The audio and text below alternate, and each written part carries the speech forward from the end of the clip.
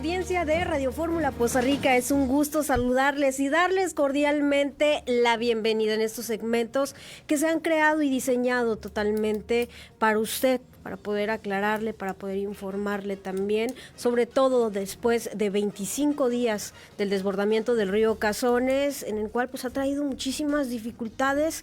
Entre ellos, pues ayer tuvimos la oportunidad de hablar con el asesor patrimonial Carlos Cano sobre la protección de un inmueble, sobre nuestro edificio, sobre tener asegurados a nuestros familiares y todo lo que conlleva ese tipo de seguros. Pero hoy vamos a hablar de un tema tan importante y esencial como lo es la salud, y sobre todo ya que estamos expuestos toda la ciudadanía ante ello, y aún más las personas que viven en los sectores afectados tras el desbordamiento del río Cazones. Y para eso permítanme pues darle la cordial bienvenida al doctor Alexis Jan Solís Espinosa, quien es médico pasante y hoy se encuentra conmigo esta tarde. Te doy la más cordial de las bienvenidas. Hola, buenas tardes, muchas gracias. No, gracias a ti, sobre todo porque vamos a hablar de este tema que es esencial y vital. Sobre todo sabemos que pues la ciudadanía, este sector de la ciudadanía se enfrentó pues a pérdidas materiales de primera instancia, ¿no? Pero posterior a esto pues han estado ocurriendo muchas cosas que atentan contra la integridad de un ser humano y que se pueden enfrentar a múltiples enfermedades. Así es, creo que uno de los temas más importantes en situaciones de contingencia y que a veces dejamos de lado porque pues sí es prioritario salvar la vida, a lo mejor pensamos en los bienes materiales, pero no podemos dejar de lado un tema tan importante como la salud. Claro. Situaciones catastróficas como las que vivimos lamentablemente en la zona norte del estado y otros estados conurbados, pues sacan a flote enfermedades con las que normalmente no tendemos a convivir tanto personal médico y personal no médico. Entonces es importante que en ese tenor sepamos que tanto población médica como no médica, los medios de los que disponemos para informarnos sobre ese tipo de enfermedades, y sobre todo cómo prevenirlas, que es lo que importa más pues a la población general.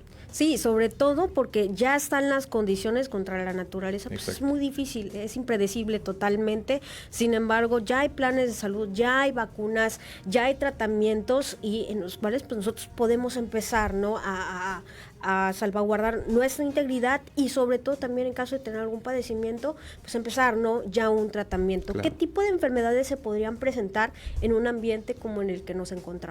Bueno, en situaciones como las que vivimos aquí en Poza Rica hace exactamente 25 días, vamos a ver un aumento en la prevalencia o en la incidencia de enfermedades con las que normalmente no convivimos. Estas enfermedades pueden ser enfermedades como la leptospirosis, enfermedades como la hepatitis, incluso hoy en día, aunque ya llevamos un poquito de salida en ese tema, también se han reportado nuevos casos de dengue y ese tipo de enfermedades, sobre todo enfermedades que se adquieren por infecciones, digamos porque el medio en el que nos estamos desarrollando o las condiciones en las que dejó la ciudad, pues propician la transmisión de ese tipo de enfermedades. Entonces, son las enfermedades con las que tenemos que tener más cuidado y más precaución, especialmente en estos tiempos. Es correcto, y sobre todo la gente que continúa estas labores de limpieza, ¿no? Sabemos que pues en varios sitios todavía hay la acumulación de agua y que esto genera pues obviamente el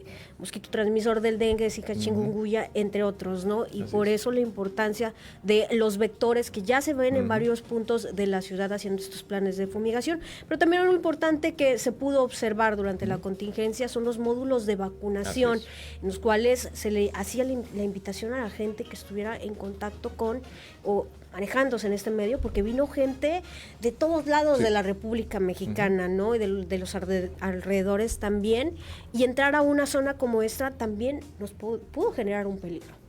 Así es, tocas un tema muy importante. Es fundamental que tanto población que estamos en situaciones de riesgo como población que no lo estamos, porque afortunadamente no vivimos la situación de la inundación, tenemos que prevenir.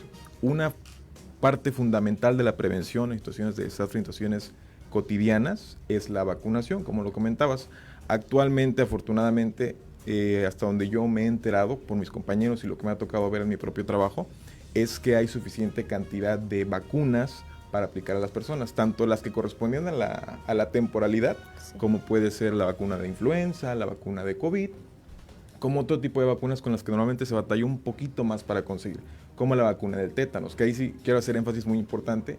Todos tenemos que revisar si nuestra vacuna de tétanos está actualizada, porque desafortunadamente por las condiciones en las que nos encontramos, cualquiera, pues digamos, puede ser propenso a contraer una enfermedad como el tétanos, que es una enfermedad pues muy severa. Afortunadamente la incidencia en nuestro país es muy baja, precisamente por ese tema de la vacunación. Ahora, ¿cómo podemos saber si nuestro esquema está actualizado? Si nosotros recibimos una vacuna de tétanos, o a veces la aplican como tétanos difteria, o simplemente toxoide tetánico, tenemos una cobertura por 10 años. Correcto.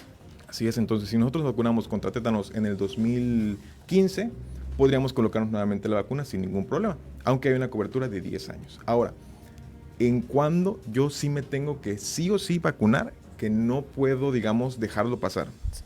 Si yo no tengo certeza de cuándo fue mi última vacuna, quiere decir que yo perdí mi cartilla de vacunación, no tengo un comprobante, no tengo forma de conocer cuándo fui vacunado, sí o sí me tengo que vacunar contra el tétanos. Porque no sabemos si vamos a estar expuestos a una mordedura, a una cortadura. A mucha gente nos tocó ver, lo comentaba con mis compañeros, gente que ha sido voluntaria, gente que se despliega en brigadas. Durante los primeros días, la gente que acudía a recibir atención médica, principalmente era por temas de heridas. Gente que se había cortado, gente que lamentablemente la había arrastrado el agua, se había cortado con ramas, con hojas, mordeduras. Entonces, todas estas situaciones específicas, porque a lo mejor tenemos muy popularizado lo de me corté con un pedazo de hierro, con un alambrito, me tengo que ponerle de tétanos. Porque estaba oxidado o algo así. Luego. En realidad, cualquier herida, de acuerdo a las definiciones de las guías mexicanas, cualquier herida, independientemente de la vía que sea madera, sea metal, sea una mordedura, tenemos que inmunizarnos contra tétanos. Correcto, muy bien, y que se volvió prácticamente en esta zona un básico el tener esta vacuna, porque sí se presentaron muchos casos en los cuales pues la gente quería apoyar, sin embargo, pues era tremendísima la cantidad de lodo, de residuos, de lámina, de acero, pues obviamente estábamos totalmente expuestos y muchos de ellos pues no íbamos preparados con estas botas de hule, el reforzar y todo esto. Entonces enfrentarnos a esto, pues a veces queremos sumar y lejos de eso pues terminamos expuestos, ¿no? Totalmente nuestra integridad. Hay una enfermedad que ha causado mucha polémica, sobre todo porque hay un joven que fue, por así decirlo, el primer caso, así decirlo, al menos conocido, de esta enfermedad llamada leptospirosis. ¿Me podrías detallar un poquito qué es, en qué consiste, cómo se detecta? Así es. Bueno, la leptospirosis históricamente no siempre ha tenido ese nombre. Muchas veces se la ha llamado fiebre del barro, fiebre del lodo, fiebre de los arroceros, de los puerqueros. Es una enfermedad con la que ya llevamos conviviendo mucho tiempo. Afortunadamente, o bueno, en situaciones cotidianas, no suele ser una enfermedad tan común. Normalmente en situaciones que no se relacionan con el desastre, la atribuimos a los ratoncitos, porque los animalitos, animales como los ratones, pero incluso animales domésticos pueden contraer la enfermedad. Los ratoncitos suelen transmitir la enfermedad a nosotros a través de la pipí. La pipí contaminada, nosotros estamos en contacto, nos podemos enfermar de leptospirosis. ¿Qué es la leptospirosis? Es una enfermedad bacteriana. Es una bacteria que causa diversas manifestaciones. Lo que normalmente conocemos o lo que entendemos por leptospirosis va a ser una enfermedad que va a causar mucha fiebre, sobre todo de lo que se van a quedar los pacientes que tienen fiebre por muchos días, una fiebre que es de difícil control y que a lo mejor pasa una semana, 2 semanas y dicen ya no tengo fiebre y pasa un poquito tiempo y otra vez toma un patrón ahora oscilante la fiebre, pero la fiebre digamos no se quita, es algo constante. Otro punto importante que causa mucho dolor en el cuerpo, sobre todo en las pantorrillas. Es algo muy característico que si una persona, bueno, nosotros como médicos, si vemos una persona con fiebre, dolor de pantorrillas, estamos obligados a descartar sí o sí leptospirosis. Correcto. Sí, porque igual y podríamos confundirlo con un dengue, por así decirlo, que parece, pero la constante dices que es esta fiebre y sobre todo el dolor y sobre todo en las pantorrillas. Y como lo mencionas, es un punto muy importante a lo que quería mencionar posteriormente, que por eso es indispensable que ante cualquier síntoma que nosotros notemos raro o extraño, a lo que no nos cuadre, tenemos que acudir a recibir atención médica. Porque una persona que no es experta, que no pertenece al área de la salud, pues puede decir, ay, pues me duele la cabeza, me duele el cuerpo, tengo fiebre, tengo dengue. Pero en realidad necesitan la valoración de un médico capacitado, una persona que se formó para eso, para decirle, ok, su caso parece dengue, su caso parece leptospirosis, su caso parece otra cosa. Entonces, por eso es importante siempre y especialmente en estas condiciones evitar automedicarse, evitar tomar decisiones por cuenta propia en el tema de la salud y siempre buscar la ayuda de un experto. Sí, es correcto, totalmente. En caso de que nosotros empecemos a presentar ese tipo de síntomas, pues acudir de inmediato al médico, sobre todo para que nos hagan estas pruebas y confirmar o descartar cuál sería el diagnóstico. Y obviamente, pues me imagino que si uno no lo trata de inmediato, pues esto se va complicando y puede llegar a ser mortal. Así es. Aunque es una enfermedad bacteriana, a diferencia de los virus tienden a autolimitarse. Por eso muchas veces las personas pues, que no son del ámbito médico van al médico y le decimos no requiere de antibiótico, no requiere de mayor manejo más que a lo mejor controlar la temperatura y se pueden molestar. Claro. Pero en realidad es que es la evolución natural de la enfermedad. En el caso de las bacterias sí tenemos que dar un tratamiento específico. Ahora, ¿quién es el capacitado para eso? Pues un médico, desde luego. Entonces, por eso invitarlos a no automedicarse. Como lo comentas, si es una enfermedad que no tratamos a tiempo o que no detectamos a tiempo, puede evolucionar a un cuadro grave, como es lo que comentábamos del paciente ya confirmado con caso de leptospirosis, como sabemos en el Hospital Civil de la ciudad.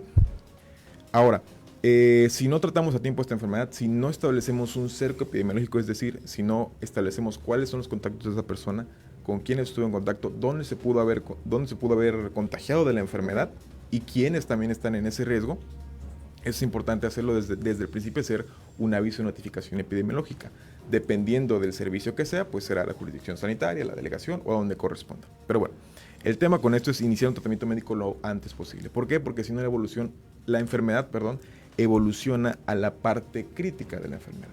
Digamos, la parte que comentábamos de la fiebre, el dolor, es la fase inicial de la enfermedad. Okay. ¿Qué tiempo tarda en incubar más o menos? Bueno, el periodo de incubación es muy variable. Periodo de incubación quiere decir del momento en que yo entro en contacto con la bacteria y ya presento las manifestaciones. Es muy variable. Puede ir desde los 5 días hasta los 50 días. En promedio hablamos de 14, 18 días, más o menos. Pero puede ser muy variable, por eso la importancia de ir con un médico. Entonces, es muy variable, van a comenzar las manifestaciones y de ahí, digamos, el paciente va a tener un periodo de 2 semanas donde va a cursar con esa fiebre, mucho malestar, que sería, digamos, la fase aguda, la primera fase de la enfermedad. Y luego viene una segunda fase donde, digamos, se va a determinar si el paciente evoluciona a una enfermedad crítica que pone en riesgo su vida o una enfermedad que sigue siendo, pues, ahí molesta, tratable, pero que no pone en riesgo su vida. Correcto. Entonces, es en esa parte donde idealmente el paciente ya tendría que estar recibiendo un tratamiento médico específico. Ahora, ¿qué pasa si lamentablemente el paciente no fue detectado a tiempo o no recibió el tratamiento o no decidió acudir a atención médica? Bueno, esto puede evolucionar a formas graves de la enfermedad. ¿Cuál es la forma grave de la enfermedad? Se llama enfermedad de Weil o síndrome de Weil. Históricamente, primero se describió la enfermedad de Weil, el síndrome de Weil, antes que la leptospirosis. Y cerca del año 1906 se descubre, haciendo biopsias de pacientes que fallecían por enfermedad de Weil, que en los riñones se encontró una bacteria, que es precisamente la bacteria de leptospira, que causa leptospirosis. Entonces, la enfermedad de Weil, que digamos es la enfermedad crítica, es un compromiso total para el paciente. ¿Por qué? Porque es una falla multiorgánica. Quiere decir que los órganos internos del paciente van a comenzar a fallar. Lo principal o por lo cual los médicos determinamos síndrome de Weil, es que el paciente que esté amarillo, que esté muy amarillo, que eso es algo característico en las formas graves de la enfermedad, que tenga problemas en los riñones, quiere decir que los riñones empiecen a fallar y que el paciente tenga hemorragias. Las podamos ver o no las podamos ver. Y ahorita vamos a tocar un punto importante sobre cómo a lo mejor saber esas dos cosas, porque como menciono, pueden ser hemorragias que podemos ver o hemorragias que no podemos ver. Igual no podemos saber si los riñones están funcionando bien o no si no hacemos pruebas de laboratorio. Ahora, indirectamente hay cosas que podemos saber sin la necesidad de un examen de laboratorio. ¿Cómo podemos saber si yo estoy sangrando? Si es una hemorragia evidente, o sea, es decir, si a lo mejor presento sangrado en las encías, de repente los ojos se me ponen como muy rojos, lo que a veces denominamos conjuntivitis, que si tenemos los ojos rojos, no siempre es conjuntivitis, porque conjuntivitis es una infección, una reacción alérgica. Pero si vemos un ojito rojo que surge de forma espontánea, ya es una alarma, sobre todo si antes hubo fiebre, ya es una alarma, hay que acudir al médico. Si hay sangrados, ahora, en el caso específico de las mujeres, porque las mujeres pues menstruan, mes con mes van a tener un sangrado. Ahora, si cambian las características de ese sangrado, también hay que acudir a atención médica. Si de repente tosemos y llegamos a ver manchitas de sangre, hay que acudir a atención médica. Sangrado por la nariz, igual hay que recibir atención médica. Ahora, los sangrados que a lo mejor no son tan obvios o podemos dejar pasar. O bueno, a lo mejor no precisamente un sangrado, pero que nos indican que hay un problema en la sangre. Que de repente en la piel veamos como marquitas, ya sea entre rojas, moraditas, y sobre todo que sobresalen y que si las aplastamos no desaparecen. Ese es un signo de alarma. Y si lo encontramos, hay que acudir inmediatamente a recibir atención médica. O a lo mejor que aparece un moretón de repente, no recuerdo que me haya pegado, hay que acudir a recibir atención médica. Eso en cuanto a la cuestión de la hemorragia, de problemas en la sangre. Ahora, si hay un problema en los riñones, ¿cómo yo puedo saber que tengo problemas en los riñones? Aunque hay que decirlo, no es una regla general. No es una regla general, por eso hay que acudir al médico. No es una regla general, pero por ejemplo, si de repente vemos que ya no orino como antes orinaba. ¿En cantidad, en color, en...? Qué buena pregunta. Tanto en cantidad, que a lo mejor es algo difícil de notar porque honestamente no estamos midiendo realmente. Exacto, cuánto es lo que desechamos. Pero si sentimos que estamos yendo menos veces al baño y yo estoy tomando agua normal, es un signo para tener en cuenta. Okay. Ahora, si cambia de características la orina tiene que ser de un color amarillo claro, ni muy transparentoso, porque quiere decir que a lo mejor estamos tomando más agua de la que debemos, ni muy oscurito. Un amarillo está descrito en los libros como ámbar, es un color amarillo muy clarito. Okay. Ahora, si la orina se torna muy oscura como Coca-Cola, o de plano se ve un rojo vinoso, un rojo muy brillante, entonces puede ser que nos indique que hay una hemorragia. Igual es algo para tomar en cuenta, o algo que nos está diciendo que la función de nuestro riñón se está deteriorando. Sí. Ahora otro punto que muchas veces pasamos por alto y que es un indicador indirecto de que hay daño en el riñón. Nosotros cuando orinamos, en teoría, no se tendría que hacer espuma en la taza del baño. Y discúlpenos pues si a lo mejor somos un poco gráficos al describirlos, pero pues es un tema en el que tenemos que poner atención. Sí, coloquial sobre todo, o sea, ser claros con la gente. Exacto, y creo que es un tema que creo que es importante que quede muy, muy claro. Sí. Si nosotros en nuestra orina vemos espuma como si fuera un refresco, un refresco, cerveza, es un signo de alarma. ¿Por qué? Porque eso puede ser un signo de que nosotros estamos tirando proteínas por la orina. Y ahora, ¿por qué es esto peligroso? Porque nos quiere decir que la parte funcional de nuestro riñón, la parte que se encarga de la filtración de la sangre y formar la orina, está fallando. Quiere decir que se están formando huequitos en esas pequeñas células y por ahí se están filtrando las proteínas y por eso se traduce en que la pipí se vea espumosa, en que la orina se vea espumosa, independientemente del color. Entonces, si vemos alguno de esos signos, inmediatamente hay que acudir al médico.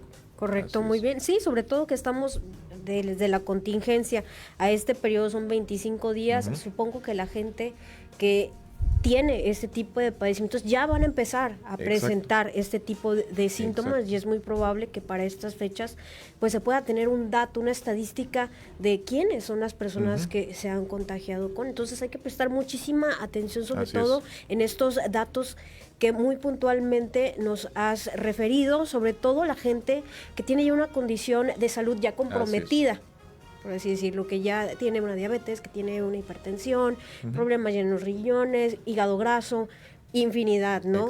Que ya pues podría esto empeorar todavía su salud. Importante que nosotros a los primeros síntomas que usted presente, pues acuda un médico. También otra de las condiciones que se presentó en la ciudad, de esto debido a la cantidad de lodo que se secó, este polvo tan finito que se esparció por gran parte de la ciudad y que al menos en los primeros días se apreciaba desde lo alto la cantidad de polvo. Esto, sinceramente, pues era preocupante para todos, estuviéramos o no en el sector. ¿Cómo nos podría afectar este polvo? Así es, bueno, aunque en realidad tal cual como una transmisión de enfermedades por el polvo es algo muy difícil, digamos por las características de los microorganismos y las características del polvo. Sabemos que sí hay enfermedades que se transmiten a través del polvo o a través de gotitas que se pueden desplazar junto con el polvo, como ya tuvimos el caso, por ejemplo, de COVID, que era una enfermedad que se transmitía a través de pequeñas partículas. Ahora, en el caso especial del polvo, sobre todo lo padecemos mucho personas que somos un poquito más sensibles en la vía aérea a desarrollar reacciones alérgicas. En su mayoría no tienden a ser reacciones alérgicas graves que comprometan la vida, pero sí reacciones alérgicas que tienden a ser un poquito molestas. ¿Por qué? Porque todo el día vamos a andar con escurrimiento nasal, los ojos a lo mejor de repente los vamos a ver un poco rojos, van a lagrimear, un poquito de tos, la garganta la sentimos muy seca. Entonces, es importante porque pues ahorita desafortunadamente a cualquier parte de la ciudad que vayamos nos encontramos con polvo. Sí. Pasa un camión, levanta el polvo, todos comenzamos con la tos. Entonces, es importante para prevenir casos, en este caso sobre todo las personas que somos un poquito más sensibles a ese tipo de situaciones, sí, a estar expuestos al polvo, mantenerse muy bien hidratados y procurar, cuando vayamos a salir, uso de cubrebocas. Sí. Como estamos hablando de partículas un poquito más grandes como el polvo, con un cubrebocas de uso convencional, el azul que todos conocemos, basta para protegernos. Porque he visto muchos que dicen que hay que utilizar solo los que utilizábamos en COVID, los KN95, N95, se pueden utilizar, no hay ningún problema, pero en realidad nos ayuda hasta un cubrebocas de forma convencional. Okay. Y podemos hacer la combinación de ponernos uno convencional, un cubrebocas azul, un cubrebocas blanco y encima un cubrebocas de tela. Esto sería prácticamente opcional, ¿no? Por así decirlo, a nuestra comodidad, a nuestra necesidad. Exacto. El uso, por ejemplo, veíamos elementos de tránsito que al menos en este sector, pues tenían que cuidar, ¿no? Que transitar y que constantemente estaban expuestos a ese tipo de polvos, y los que pasábamos por esta vialidad tan transitada, pues sí en ocasiones era molesto. Teníamos que usar lentes y sobre todo muchos por la preocupación del origen de este polvo, ¿no? Sabemos que pues obviamente este lodo pues pasó por cuerpos, por animales muertos, por suciedad, por todo esto, y hasta cierto punto pues sí era preocupante, alarmante para algunos, y sobre todo también la exposición que teníamos tanto al polvo, pero también al lodo, y se empezaron también a ver diversos padecimientos en la piel, sobre todo la gente que constantemente estaba limpiando, ¿no? Y que necesitaban pues pomadas, incluso pues, salieron algunos hongos, ¿no? Así es. Sí, ahí me ha tocado ver muchos casos, muchísimos, creo que es lo que más hemos visto después de las enfermedades, tanto en los módulos voluntarios como en las unidades médicas móviles que se han estado desplegando, y en las mismas unidades médicas de aquí de la ciudad, se ha visto mucho cuestiones de dermatosis, o que normalmente denominamos como dermatitis, pero en realidad dermatitis es inflamación de la piel. Sí. Digamos dermatosis, que son esas afectaciones de la piel, que a lo mejor vemos a la piel de repente que se pone muy rojita, que vemos que salen puntitos, y muchas veces vemos eso porque causa comezón, vemos puntitos, es un hongo. Entonces, otra vez volvemos al punto importante de recibir atención médica lo más pronto posible en caso de presentar unas situaciones. Sí, es algo que pasa mucho por estar en contacto prolongado con el agua, el fenómeno que sucede, que vemos que la piel se comienza a poner más arrugadita, o de repente ya que la cutícula se nos puso más delgadita, hacemos un cortecito y se puede infectar. Entonces hay que prestar atención a todo eso. Ahora, la misma exposición al lodo puede también causar dermatosis en las zonas que afecte, es decir, que esa piel pues digamos se inflame y de pronto pique. E incluso si situaciones como mencionábamos de hongos, bacterias y virus, aunque no es digamos lo más frecuente, porque en ese caso necesitan un punto de entrada, es decir, necesito que haya una herida por donde entre el microorganismo. Pero sí es muy importante tratar de que si nosotros vamos, porque desafortunadamente la situación, aún hay gente que sigue limpiando sus casas, sus aceras, las calles. Si vamos a encontrarnos en una situación, en medida de lo posible, tratar de usar equipo de protección. Es decir, botas o a lo mejor algún zapato cerrado que nos pueda proteger el pie, tanto de cortarnos como de pegarnos, como de sobre todo estar en contacto con esa agua sucia. Sí, la humedad. La misma humedad y con el lodo. ¿Ok? Ese como punto importante. Digamos, usar la protección, y no solo en la parte de los pies, sino también que el resto de nuestro cuerpo no quede expuesto al lodo. A lo mejor es algo que ya no vemos tanto, pero los primeros días sí veíamos a gente que estaba totalmente cubierta por el lodo. Totalmente cubierta por el lodo. Entonces, en medida de lo posible, tratar de usar un equipo que nos proteja de estar en contacto directo con ese tipo de situaciones. Sí, mangas largas, tal vez guantes, ¿no? Gorra, protección, sobre todo el sol, ¿no? Lo menos expuesto que se pueda, ¿no? Y obviamente pues mantener nuestro cuerpo totalmente limpio, tanto en nuestra ropa también. Hay otro caso que he estado viendo ahorita con la reactivación de comercios, con algunos sectores que ya sus casas, sus viviendas ya están libres de lodo, ya lograron sacar pues sus inmuebles que fueron afectados, ¿no? Y va esta etapa en la cual están en sus viviendas, pero aún así se percibe Así es. la humedad. Y en centros comerciales están haciendo estas labores todavía de limpieza y reconstrucción. Sin embargo, los que hemos tenido la oportunidad de ir, pues es un olor sumamente intenso y se percibe la humedad, hasta duele la cabeza de verdad. ¿Qué tanto nos puede afectar? Digo, al menos en centro comercial, pues tú decides, ¿no? Si Claro. quieres o no quieres ir a ese centro comercial. Pero en vivienda, muchas de las personas que ya quieren retornar a sus casas, ¿cómo puede influir en su salud? Bueno, es un tema importantísimo, tanto por controlar alguna enfermedad que transmite por microorganismos, como lo mencionábamos, como la leptospirosis, como el dengue, a lo mejor si hay un acúmulo de agua, o tanto reacciones alérgicas locales en la piel. Entonces, es importante, bueno, aquí creo que son dos temas importantes. Uno, el de la protección personal, digamos, al tal vez comer, al ir al baño, realizar nuestras actividades, que eso es básico y fundamental. Acciones que ya tenemos que tener o deberíamos tener de forma automática. El lavado de manos. El lavado de manos es fundamental. Antes, después de comer, antes, después de ir al baño, antes y después de entrar en contacto con cuestiones que a lo mejor pudieron estar contaminadas por la contingencia, que estuvieron en el agua, que tienen lodo y que a lo mejor la voy a tomar para desecharla. Aún así es importante, antes y después de entrar en contacto con ese tipo de situaciones, lavarnos las manos. Y sobre todo con los alimentos, porque a lo mejor es algo que veíamos mucho los primeros días, pues gente que no tenía de otra más que estar limpiando sus casas. Sí. Y pues evidentemente les va a dar hambre y tenían que comer. Y pues muchas veces comían con las mismas manos sin poder lavarlas, Sí. porque no estaban las posibilidades de hacerlo y pues sí tenían que comer. Y por eso también los predispone a ciertas enfermedades. Ahora, en el caso específico de la limpieza, porque he visto muchas publicaciones en redes sociales y demás, lo ideal siempre, bueno, para concluir, lo del aseo personal, siempre con agua y jabón. Si las manos están visiblemente sucias, es decir, que yo en mi mano veo que hay tierra, agua y jabón. Sí, porque muchos dicen, pues con el gel antibacterial y con eso tengo.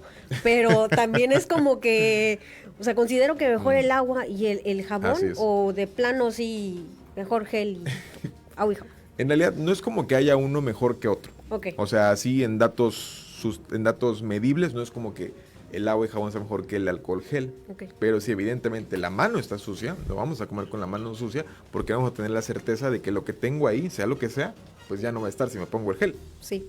Si tenemos las manos limpias, es decir, que no vemos rastros de tierra, de polvo, las uñas están... Es un tema muy importante también, las uñas. Las uñas. Cierto. Si vemos que no hay nada de eso visible, ok, podemos hacerlo con alcohol gel. Al menos 30 segundos de lavado de manos, que cubra toda la superficie de la mano, por ambos lados y los dedos y entre los dedos. Un punto muy importante. Y secar, me imagino, posterior a esto con toalla o papel y no como otra gente que luego se pone el alcohol y ya va a la ropa. Y a la ropa o agitamos las manos con ese alcohol gel. Bueno, con ese alcohol gel, en realidad, si nos ponemos la cantidad suficiente, se va a evaporar y se va a absorber. Entonces, no hay necesidad de secarlas. Sí. Cuando nos lavamos las manos, sí. Cuando nosotros nos lavamos las manos, el procedimiento es igual. Simplemente que tenemos que hacerlo al menos, de acuerdo a lo que nos indica la Secretaría de Salud de aquí en México, organismos internacionales como la OPS y la OMS, al menos por 1 minuto. ¿Ok? Igual vamos a tomar agüita, suficiente jabón, comenzamos a hacer espuma y tallamos la totalidad de nuestras manos, siempre incluyendo los dedos y las uñas. Sí. Todo. Hay muchas técnicas para hacerlo. La que usted tenga es la mejor. La que a usted le funcione es la mejor. Pero lo importante es que cubramos la totalidad de nuestras manos y asegurarnos de que en efecto, si tenemos una basurita, si tenemos una suciedad, si tenemos un manchón en la mano, se pueda quitar al momento de realizar el lavado de manos. Eso es fundamental. Sí. Y ahora, en el caso específico para la limpieza de las viviendas y de los locales, ok. También tenemos lo ideal es utilizar agua y jabón para simplemente, digamos, la cuestión de limpiar, de quitar el lodo. Retirar. Exacto, de retirar el lodo, sacarlo y posteriormente podemos hacerlo con agua y jabón. Ahora, para la cuestión de desinfección, vi mucho en redes sociales que se popularizaba, que decían que en el 99 recomendaban que utilizaban agua con cloro y cal. Ok, 2 de esos 3 de la formulación están bien, el agua y el cloro, pero la cal, digamos, ya está de más. ¿Por qué? Porque la cal, si la ponemos en contacto con el agua, puede causar quemaduras. O al mismo momento, a lo mejor de abrir la bolsita de cal, puede causar quemaduras. Y es lo que nosotros conocemos como un álcali, que tiene un pH que tiende a lo alcalino. Entonces, las quemaduras que causa son muy severas. y sobre todo si entra en contacto con un ojo, o sea, es una emergencia. Es una emergencia que la cal entre en contacto con el ojo. Híjole. Y sobre todo la cal que ya entra en contacto con el agua. Entonces, para evitar este tipo de situaciones, se prefiere que simplemente se utilice agua y cloro. Ahora, ¿cómo lo podemos utilizar de forma segura? Lo que nos indican los lineamientos para seguridad de este tipo es que podemos utilizar hasta 20 litros de agua, es decir, en un recipiente de 20 litros de agua, yo voy a agregar 1 litro de cloro. Así, con esa dilución que vamos a tener de 20 a 1, va a ser suficiente para asegurarnos que el agua que vamos a ocupar para limpiar, pues cumpla su función de desinfectar. Correcto, sí, porque se ha visto también, por ahí me topé un video donde el Fabuloso, el cloro y en cantidades, vinagre también, o sea, en cantidades muy, muy grandes, y que a cierto punto pues también en la piel nos genera una irritación, también pues puede o no cumplir con su función. Claro. Me imagino que es un tema distinto en los domicilios que pues tienen manchas de hidrocarburo, de chapopote, y este tema pues ya sería algo tipo de limpiador pues ya un poquito más especializado. Exacto. ya no tanto. Sí, y en ese caso específico, ahí sí quiero ser muy claro, si nosotros detectamos que puede haber alguna situación de ese tipo, de a lo mejor estar expuestos a alguna especie de hidrocarburo, que puede ser a lo mejor el gas o petróleo, cualquier hidrocarburo, que lo veamos en nuestra casa, hay que hacer una notificación a Protección Civil. ¿Okay? Y ya ellos dirán qué es lo que se tiene que hacer en ese caso, cuál va a ser la forma en la que se va a retirar esos residuos, porque no tenemos la certeza, nosotros como personal no experto, incluyéndonos a nosotros los médicos, no tenemos la certeza de qué es con lo que vamos a estar en contacto. Sí. Entonces no sabemos ni las medidas específicas que tenemos que tener ni cómo quitarlo. Entonces, en esos casos específicos hay que notificar a Protección Civil y ellos dirán qué es lo que corresponde. Correcto. Así es, para el proceso de limpieza y retirarlo. Pues correcto, estoy hablando con el doctor Alexis Jan Solís Espinosa, quien es médico pasante y hoy nos aclara pues temas tan importantes para salvaguardar nuestra vida, nuestra integridad, cuidar nuestra salud y sobre todo en padecimientos a los que estamos expuestos después de la contingencia y que es muy seguro que todavía durante estas semanas vamos a seguir todavía expuestos ante ellas. Un último mensaje o recomendación que tengas para la gente que nos ve a través de Radio Fórmula Poza Rica. Muchas gracias. Pues para terminar, lo que comentábamos primero, no dejar pasar o tratar de dejar pasar lo menos que se pueda. Yo entiendo que ahorita a lo mejor lo último que nos va a preocupar puede ser la salud, pero recordemos que si no tenemos salud, no hay nada más. Porque nos ha tocado mucho el caso que vemos de personas a lo mejor con quemaduras, con cortaduras, y les preguntamos por qué viene hasta este momento, si me dice que eso pasó hace 5 días, hace 7 días, y pues obviamente eso sí complica tanto el manejo que le vamos a dar como el mismo pronóstico del paciente a futuro. Entonces, ante cualquier situación que pueda comprometer la salud, inmediatamente acudir a los servicios de salud, a donde corresponda. Si usted es derechohabiente del IMSS o del ISSSTE, al IMSS, al ISSSTE, Pemex, Sedena, o a los mismos servicios de Secretaría de Salud, a donde sea, pero recibir siempre atención médica. Claro, tomando en cuenta sobre todo que se pusieron varios módulos de consultorios, o sea, no hay pretexto para que nosotros podamos decir, es que no me dio tiempo, es que no me dio, o sea, no, de verdad pusieron las autoridades al alcance de todos justamente para prevenir que hay una complicación y sobre todo hablando de personas que ya tienen su salud comprometida. Entonces cuídense muchísimo, muchísimo, todavía hay mucho, mucho por hacer, ya lo decía bien el doctor, sin salud no podemos hacer absolutamente nada. Que más quisiéramos que todo esto quede, o sea, ya mágicamente, pero no, necesitamos nuestro cuerpo que es nuestro principal motor para llevar a cabo esto. Te agradezco muchísimo. No, muchas gracias a ustedes. Muchas gracias y gracias también a usted por habernos acompañado estos minutos. Manténgase muy al pendiente de la señal de Radio Fórmula Poza Rica porque vamos a continuar hablando con especialistas en diversos temas que tienen que ver justamente para poder pues sobrellevar este impacto que ha traído consigo el desborde del río Cazones. Nos vemos en la próxima.